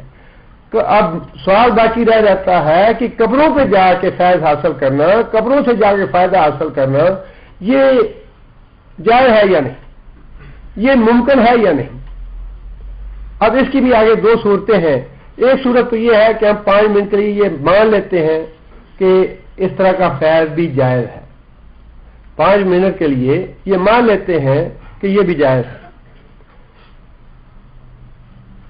ہم نے اللہ تعالیٰ سے کلمہ جب ہم پڑھ لیتے ہیں تو اللہ تعالیٰ سے ایک کنٹریکٹ کرتے ہیں، ہم اللہ تعالیٰ سے ایک عقد کرتے ہیں. وہ عقد یہ ہے ایاک نعبد و ایاک نستعین، یا اللہ تیری مدد مانگیں گے، تیری بات کریں گے، تیرے علاوہ کسی دوسرے در پہ نہیں جائیں گے. یہ کنٹریکٹ ہے اللہ کے ساتھ. اب یہ آپ خود یعنی موٹی سی عقل کی بات ہے، آپ پاکستان سے ایک کفیل کے ساتھ کانٹریکٹ کر کے آتے ہیں سعودی عرب میں 3,000 یا 2,000 پہ. یہاں آپ آگے دیکھتے ہیں کہ بھئی میں تو ماسٹر ڈگری ہے میرے پاس، یا میں تو انجینئرنگ کی ہوئی ہے، یا میرے پاس میڈیکل کی ڈگری ہے، اور میری ڈگری تو 5,000 6,000 7,000 لوگ لے رہے ہیں. اب وہ آدمی سوچے کہ میں اس کفیل سے بھاگ کے چلا جاؤں اور کسی دوسری کفیل کے پاس چلا جاتا ہوں، کیا کنٹریکٹ کے مطابق اسے یہ کرنا چاہیے؟ کنٹریکٹ تو یہ ہے کہ سال بھر کے لیے تم میرے پاس کام کرو گے، میں تمہیں 2,000 یا 3,000 تنخواہ دوں گا. جو کنٹریکٹ ہے اس کی پابندی کرنی ہے. جو کنٹریکٹ کیا ہے انسان نے اس کی ہر صورت میں پابندی کرتا ہے، اور اگر نہیں کرے گا، اپنے کفیل سے بھاگے گا، تو نتیجہ کیا نکلے گا؟ اپنے کنٹریکٹ کو توڑے گا، بھاگے گا اپنے کفیل سے، دوسرے کفیل کے پاس جائے گا. پہلی بات تو یہ ہے کوئی کفیل قبول نہیں کرے گا. بھئی اقامہ دکھاؤ، ویلڈٹی ہے یا نہیں ہے، ٹرانسفریبل ہے یا نہیں ہے، ساری چیزیں چیک ہوں گی. اور اگر کوئی آدمی کہے اچھا تم بھاگے ہوئے ہو، ٹھیک ہے 200-300 ریال لے لیا کرو مجھ سے، یا پھر اس کا نتیجہ یہ ہوگا کہ پہلا کفیل جو ہے اس کی ایڈورٹائزمنٹ دے دے گا، پکڑا جائے گا، گرفتار ہوگا، جرمانہ ہوگا، کچھ دیر جیل میں رہے گا، پھر خروج لے گا، پاکستان یا ہندوستان چلا جائے گا. کنٹریکٹ کو توڑنے کا یہ سزا ہے.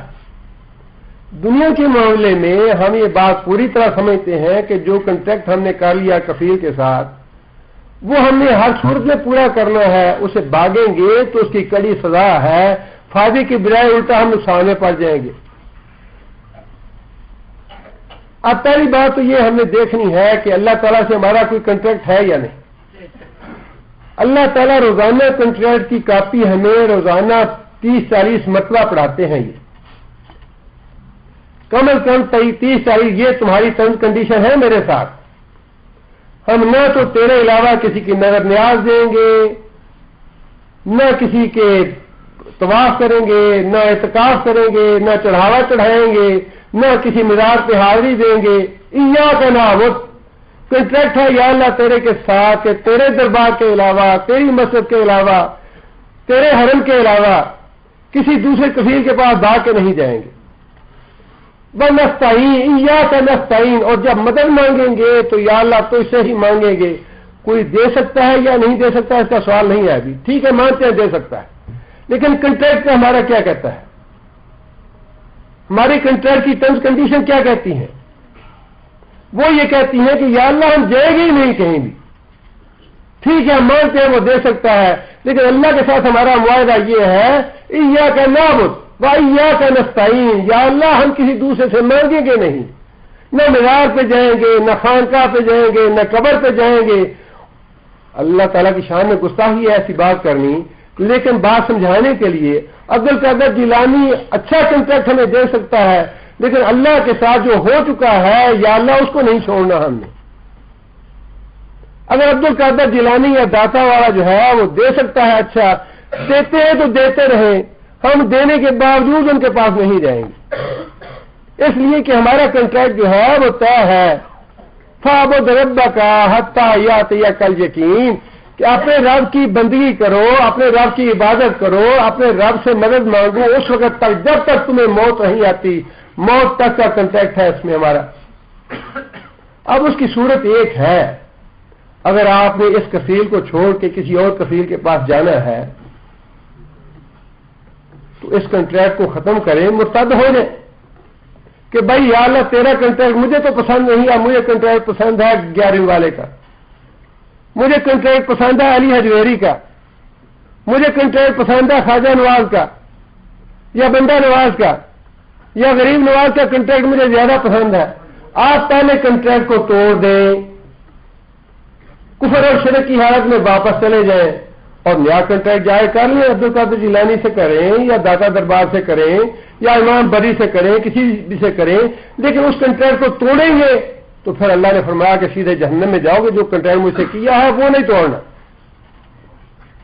جو کنٹریکٹ اللہ سے کر رکھا ہے اس کو کسی صورت میں توڑنے کی اجازت نہیں ہے. اگر اس کو توڑنا چاہتے ہو، کوئی دوسرا اللہ کے علاوہ اچھا لگتا ہے تو ٹھیک ہے، توڑ لو، مرتد ہو جاؤ، دائرہ اسلام سے خارج ہو جاؤ، اور پھر بے شک کسی کے پاس بھی چلے جاؤ، خالی حجویری کے پاس جاؤ یا امام بری کے پاس چلے جاؤ، باہو کے پاس چلے جاؤ، جہاں اللہ کے علاوہ جانا چاہتے ہو چلے جاؤ، لیکن یا تو وہ کنٹریکٹ جو کیا ہے اس کی پابندی کرو. ایاک نعبد، کہ یا اللہ تیرے علاوہ کہیں چڑھاوا نہیں چڑھائیں گے، کہیں نماز نہیں پڑھیں گے، کہیں نظر نیاز نہیں دیں گے، کہیں قربانی نہیں کریں گے، کسی کا حج نہیں کریں گے، کسی کے طواف نہیں کریں گے، کسی دوسرے کے نام کی کوئی بھی بندگی نہیں کریں گے. ایاک نستعین، مدد مانگیں گے، تجھی سے مانگیں گے. اور رسول اکرم صلی اللہ علیہ وسلم نے اسی کی وضاحت میں یہ بات بھی ارشاد فرمائی. قال رسول اللہ صلی اللہ علیہ وسلم، نبی صلی اللہ علیہ وسلم نے یہ ہدایت فرمائی، اذا سألت فسأل اللہ. اذا سألت، جب کوئی مصیبت آ جائے، کوئی مشکل آ جائے، کوئی بات مانگنی ہو، کوئی حاجت آ جائے تو فسأل اللہ، اللہ سے سوال کر. تمہارا اللہ سے کنٹریکٹ ہے کہ یا اللہ میں تو سے مانگوں گا. اور فرمایا کہ وَإِذَا سَأَلْتَ، اور جب تجھے مدد مانگنے کی ضرورت پڑے فَاسْتَعِنْ بِاللَّهِ، تو اللہ سے اپنی مدد طلب کرو، اللہ سے اپنی حاجت طلب کرو، اللہ سے مشکل کشائی طلب کرو. اس لیے کہ اللہ ہمارا کفیل ہے، اسے ہم نے کنٹریکٹ کیا ہے کہ یا اللہ تیرے علاوہ ہم نہیں جائیں گے. ٹھیک ہے، بڑے بڑے خوشنما، بڑے خوبصورت اور بڑے اور دینے والے زیادہ ہوں گے تمہارے علاوہ یا اللہ، لیکن کیونکہ تمہارے ساتھ کنٹریکٹ ہو گیا ہے، جیسا بھی ہو گیا ہے یا اللہ، ہم اپنے کنٹریکٹ پہ قائم ہیں، ہم کسی اور سے نہ مانگیں گے نہ اس کی بندگی کریں گے. اور اللہ نے بھی پابند نہیں کیا اس کنٹریکٹ کا. اللہ کہتے ہیں کہ اگر تم نے کنٹریکٹ توڑنا ہے تو توڑنے کی اجازت ہے، لیکن کنٹریکٹ توڑ کے جانا، بھاگ کے نہ جانا. بھاگ کے جاؤ گے تو جس کفیل سے بھاگو گے وہ کفیل چھوڑے گا نہیں تمہیں، وہ تو کنٹریکٹ کے مطابق میں سزا دے گا، جیل ڈال دے گا تمہیں. اللہ کا کنٹریکٹ توڑ کے جانا ہے بے شک جاؤ، لیکن اللہ کے کنٹریکٹ ہوتے ہوئے نہ جانا. یہ تو تھی پہلی صورت کہ ہم مانتے ہیں 5 منٹ کے لیے کہ وہ اللہ کے علاوہ بھی دے سکتے ہیں. اب دوسری بات کی طرف آ جائیے کہ فی الواقعی کیا وہ دے سکتے ہیں؟ موت کے بعد فی الواقعی کیا دے سکتے ہیں یا نہیں دے سکتے؟ وہ صورت تو ایسی تھی کہ ہم نے تسلیم کر لیا، ان کا کہنا، ان کا جو مقدمہ تھا وہ تسلیم کر لیا کہ ٹھیک ہے جی دیتے ہیں. اس صورت میں بھی ہم پابند ہیں اس کنٹریکٹ کے جو ہم نے اللہ سے کیا، لہذا ہم اللہ سے بھاگ کے نہیں جائیں گے.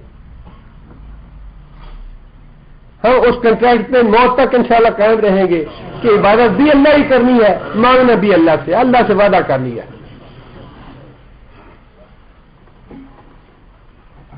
اور فی الواقعی کیا وہ دے سکتے ہیں یا نہیں دے سکتے موت کے بعد؟ اب اس کا ایک موٹا سا جواب اور سیدھا سا جواب یہ ہے کہ اللہ کے رسول سے بڑھ کے کوئی زیادہ افضل نہیں ہے، اللہ کا محبوب نہیں ہے، اللہ کے قریب نہیں ہے. رسول اکرم صلی اللہ علیہ وسلم کی وفات کے بعد کیا حضرت عثمان کی شہادت نہیں ہوئی؟ حضرت عثمان رضی اللہ تعالیٰ عنہ کتنی دیر تک اپنے کمرے میں نظر بند رہے، اپنے گھر میں نظر بند رہے. حضرت عثمان نے نبی صلی اللہ علیہ وسلم سے فیض کیوں حاصل نہیں کیا؟ امیر المومنین تھے، خلیفہ وقت تھے، بادشاہ تھے، پریزیڈنٹ تھے، قبر تک جانا ان کے لیے مشکل نہیں تھا، اسی مدینے میں تھی قبر. وہ فیض اگر مل سکتا تھا تو یہ تو کہا کہ میں خون نہیں بہانا چاہوں گا، شہید ہو جاؤں گا، مرنا مجھے گوارا ہے، لیکن میں خون ریزی نہیں چاہتا، اپنی جان دے دوں گا. لیکن ایسا کیوں نہیں کیا کہ نبی صلی اللہ علیہ وسلم قبر پہ جا کے فیض حاصل کرتے کہ یا رسول اللہ بڑی مصیبت آ گئی، بڑا مشکل وقت آ گیا اور میرا مشکل وقت آپ حل کریں. چلیے حضرت عثمان کی بات چھوڑ دیجئے. اس کے بعد حضرت حسین کا معاملہ ہے. نبی صلی اللہ علیہ وسلم کو بڑے محبوب، بڑے پیارے، چوما دی اور نبی صلی اللہ علیہ وسلم کو گود میں اٹھا. نبی صلی اللہ علیہ وسلم نے فرمایا کہ میری شکل اس سے ملتی ہے، مجھے بڑا پیارا ہے، یا اللہ جو اس سے پیار کرے تو اس سے پیار کر، جو اس سے دشمنی کرے تو اس سے دشمنی کر. لیکن حضرت حسین پہ بڑا کڑا وقت آیا. آج تک لوگ جو ہیں وہ وقت یاد کر کے آنسو بہہ جاتے ہیں ان کے. سوال یہ کہ حضرت حسین نے اپنے نانا کی قبر سے فیض حاصل کیوں نہیں کیا؟ اگر یہ ممکن ہے، اگر موت کے بعد فیض حاصل کرنا ممکن ہے تو حضرت حسین نے کیوں نہ کیا، حضرت عثمان نے کیوں نہ کیا؟ جنگ جمل ہوئی، جنگ صفین ہوئی، حضرت عائشہ نبی صلی اللہ علیہ وسلم نے فرمایا کہ یا رسول اللہ آپ کو سب سے زیادہ محبوب کون ہے دنیا میں؟ فرمایا مجھے سب سے زیادہ پیاری عائشہ ہے، سارے لوگوں سے پیاری عائشہ ہے.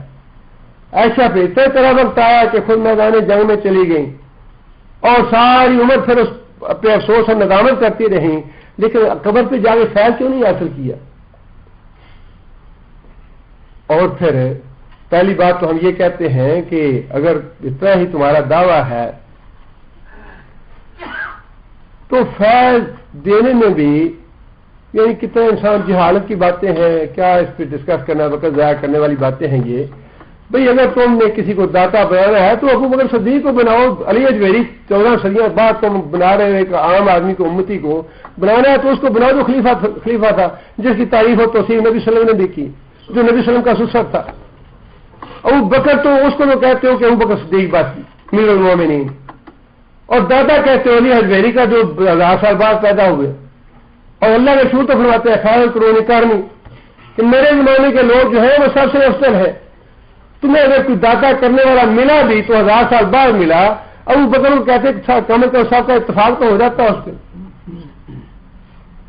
عمر کی خلافت کو کسی پہ اختلاف نہیں ہے، پوری امت جو ہے وہ جمع ہے حضرت عمر رضی اللہ تعالیٰ عنہ کی سیادت پہ، قیادت پہ، ان کے خلافت پہ، ان کی امارت پہ. ساری امت. آپ نے اگر 11ویں والا بنانا تھا، غوث اعظم بنانا تھا وہ حضرت عمر کو بنا دیتے. ساری امت تو جمع ہو جاتی ہے اس پہ. ان بیوقوفوں